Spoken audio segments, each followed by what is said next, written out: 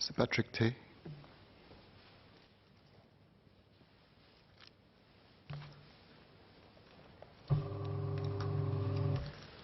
Mr. Speaker, I rise in support of this bill. With wider use of technology, changing social norms, and an evolving crime and criminal environment, it is timely and imperative to review and amend the Penal Code to ensure our criminal laws serve to deter and prevent crime. I will focus my speech on the new offences relating to voyeurism, crimes against children, and a few other provisions. Rapid technological advancements have led to the development of sophisticated devices and equipment that the perpetrator could easily manipulate to record private acts and distribute recordings of such acts or images of the victim. The recent cases at our universities' halls of residence is a timely reminder and further impetus for our laws to keep pace in tackling the rise of such criminal behavior. The current law is inadequate to address the problems brought about by advancements in spy and hidden camera technology. Prosecution had to resort to the Films Act and Section 509 of the Penal Code to take action against the perpetrator. An obvious lacuna is the absence of any provision to deal with the possession of voyeuristic still images, i.e. not films nor videos. I therefore welcome the new provisions to tackle and overcome these pitfalls to better prevent and deter voyeurism.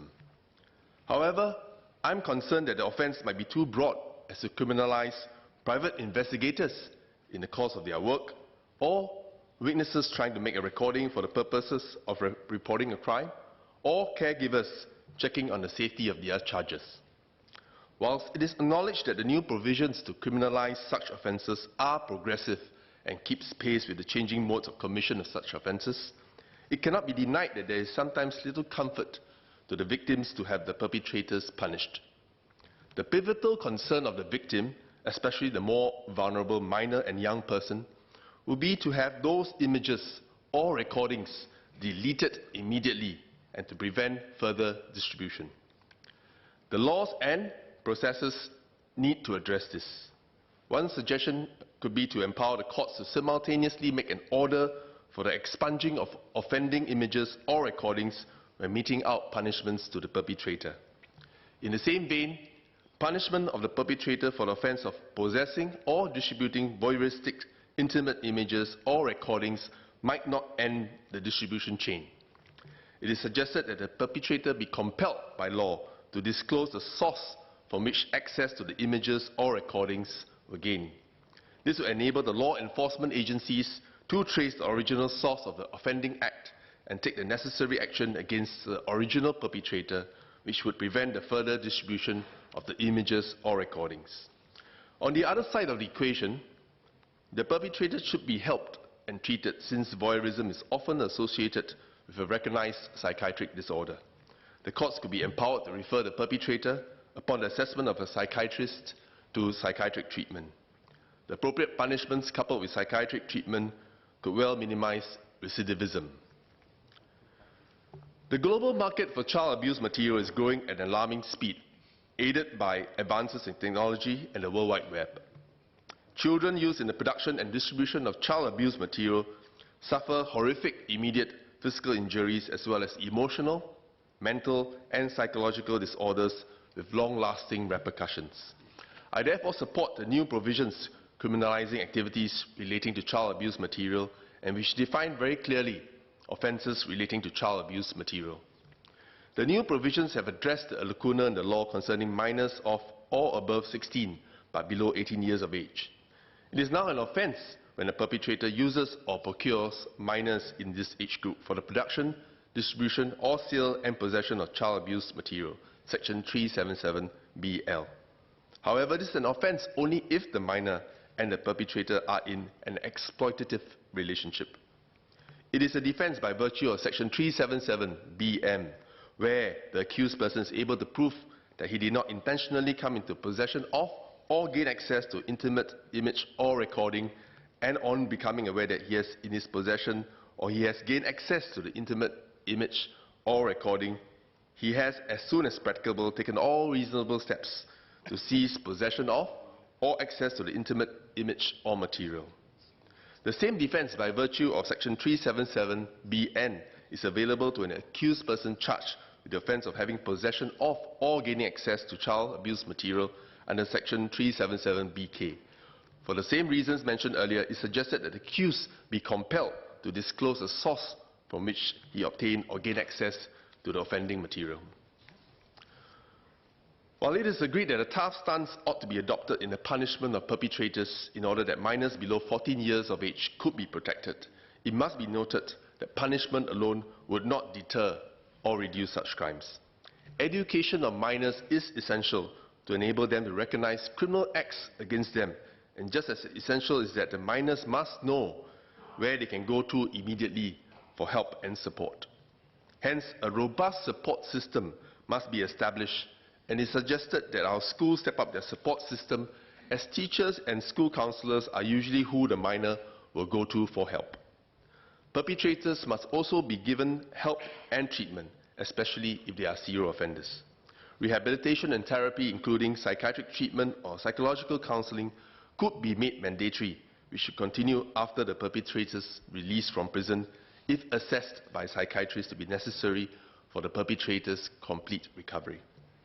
In addition, a support system for perpetrators after their release from prison would help to prevent reoffending. Serial offenders could be monitored either by regulators or their counsellors for a period assessed by their counsellors to be necessary, and for a holistic approach towards rehabilitating such perpetrators. Mandatory regular reporting to their counsellors could be directed. I applaud the enhancing of Section 509 and making it gender neutral to balance the protection of not just females, but males as well. Even as I support the decriminalization of attempted suicide, I hope this move will not be counterproductive and result in more people tempted to do this, but more support mechanisms from a whole of government and whole of community approach to help those in need.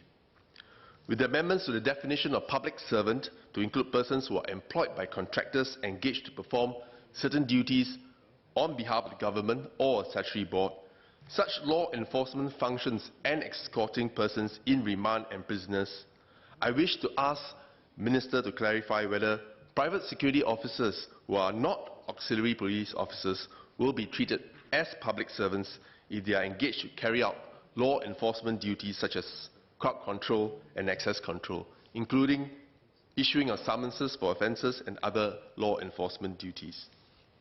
Sir, in conclusion, the Criminal Law Reform Bill has significantly updated our criminal law regime to keep it current and relevant to our present-day society. Outmoded offences have been removed, while gaps in the law pertaining to new offences brought about by societal changes, as well as the gaps in the law pertaining to minors and vulnerable persons, have been addressed. The amendments and new provisions have also codified the law relating to offences which were previously defined by separate pieces of legislation. This bill has addressed offences thoroughly and comprehensively at this point of time, and I hope will ensure Singapore remain as one of the safest and most secure countries in the world. However, the changes are sweeping and massive. Police investigators, law enforcement professionals, prosecutors, lawyers, doctors, psychiatrists, domestic helpers, and the laymen will be directly or indirectly impacted by these changes. I hope a thorough, concerted, and multi-pronged approach be taken to cascade, inform, and educate the categories of people outlined earlier, including potential complainants, perpetrators, and the young in general, to better understand the plethora of changes and new provisions introduced. Ministry should partner the various agencies and stakeholders to produce suitable reading, reference material, or simple pocket guides in easy-to-read and comprehend format, so that the public and potential victims would know the law has better protected them, and would-be perpetrators will know that the law has caught up with them. With these submissions and suggestions, I support the bill. Order. I propose to take a break now. I suspend the sitting. We'll take the chair at 5:20 p.m. Order. Order.